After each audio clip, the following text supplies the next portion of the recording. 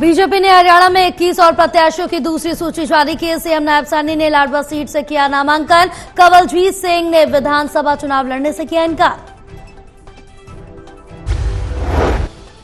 आपकी हरियाणा विधानसभा के लिए दूसरी लिस्ट जारी है। अब तक 29 उम्मीदवारों का ऐलान किया जा चुका है। बताते चले 21 उम्मीदवारों का ऐलान हुआ है। 9 सितंबर को शामिल हुए प्रोफेसर छत्रपाल को भी टिकट। सीएम सैनी ने लाडवा से किया नामांकन दाखिल। हरियाणा में तीसरी बार बीजेपी सरकार बनने का किया दावा। कांग्रेस पर साधा निशाना। पता लगा है कि शैलजा जो है शायद शाम तक कुछ गुल खिला इंडिपेंडेंट लड़ता है या कहीं दूसरी पार्टी में जाता है। दूसरी पार्टियों से तो बहुत हमारे पास भी आए हैं। कितने ही लोग जेजेपी से आए हैं, कितने कांग्रेस से आए हैं और अभी और आने की लाइन लगी है। इतना ही है, हमने तो 67 सीटें घोषित करने के बाद स्थिति बनी है। वो तो 67 घोषित कर ही नहीं सके और बल्कि उन्होंने जो पहले घोषित की है, जो उनके सिटिंग गेटिंग का फार्मूला, ये अपना करके अपने लोगों को मुंह बंद करने का काम किया है। जो असल वास्तव में जो सीटें जिसमें विधानसभा चुनाव पर मनोहर लाल का बयान। कहा बीजेपी प्रत्याशी कर रहे हैं नामांकन दाखिल। कुमारी शैलजा पर भी दिया बयान। की डबल इंजन की सरकार ये 8 अक्टूबर के बाद बहुत बड़े मार्जिन के साथ तीसरी बार बन रही है। ये तय हरियाणा के लोगों ने कर दिया है। ये देखने को मिल रहा है। 14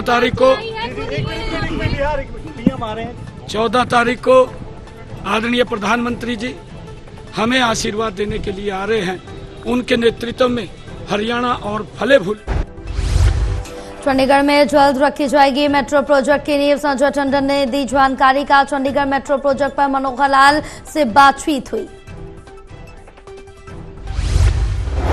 के उपलक्ष्य में मैं और चंडीगढ़ के हमारे प्रदेश के अध्यक्ष आदरणीय मनोहर लाल जी से मिले थे, जिनके जो अर्बन डेवलपमेंट मिनिस्ट्री के अंतर्गत ये मेट्रो के प्रोजेक्ट उनके अंतर्गत आते हैं।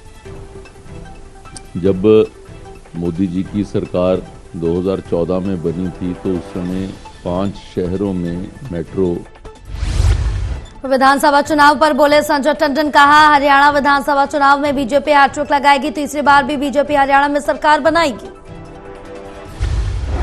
विश्वास है कि हम जीत की हैट्रिक हरियाणा में लगाएंगे और जो नायब सिंह सैनी जी के नेतृत्व में हमारी सरकार फिर से बनेगी और मुझे विश्वास है कि जियो ने हरियाणा के 2500 से अधिक शहरों और गांवों को जियो एयर फाइबर से जोड़ा। हाई स्पीड इंटरनेट और होम एंटरटेनमेंट को दूर दराज के इलाकों तक पहुंचाया।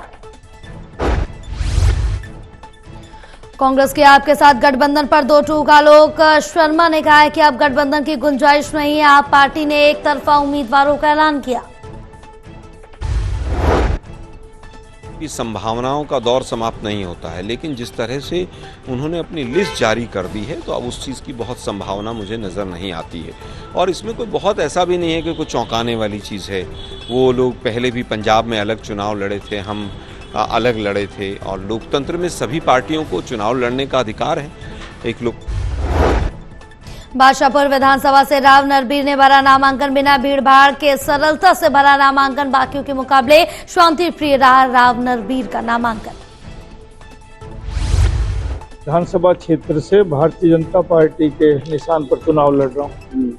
गुड़गांव बढ़ता हुआ शहर है, समस्याएं भी बहुत है। गुड़गांव और बादशाहपुर कोई अंतर नहीं। ये भी एक अर्बन सीट और रूरल सीट है और जितने भी नए मास्टर प्लान आए वो सारे बादशाहपुर के अंदर है और हरियाणा की। नलवा विधानसभा से रणदीप पनिहार ने भरा नामांकन। कुलदीप बिश्नोई ने दाखिल करवाया नामांकन। बिश्नोई ने नलवा के वोटर्स को दी अपनी गारंटी। 90 के 90 सीटों का ही है, सभी भाजपा के नेताओं का। लेकिन निस्संदेह रणधीर पनिहार जी मेरे बिल्कुल भाई से बढ़ के हैं और इनके लिए जो मुझसे बन पाएगा, जैसे मैं भव्य या बाकी लोगों के लिए करूंगा, उससे बढ़ के काम रणधीर के लिए करूंगा। निस्संदेह हमारे 32 गाँव जो पुराने आदमपुर के थे वो नलवा के अंदर है। उचाना विधानसभा से देवेंद्र अत्री का जनसंपर्क अभियान जारी। कसून गांव में लोगों ने किया जोरदार स्वागत। देवेंद्र अत्री ने कहा कि उचाना की जनता का प्यार और समर्थन मिल रहा है। समझता हूँ कि कांग्रेस पूरी तरह से कमजोर हो चुकी है। पीछे भी लोगों को बौखलाया था, बरगलाया गया था संविधान के मुद्दे पे लोग जान चुके हैं।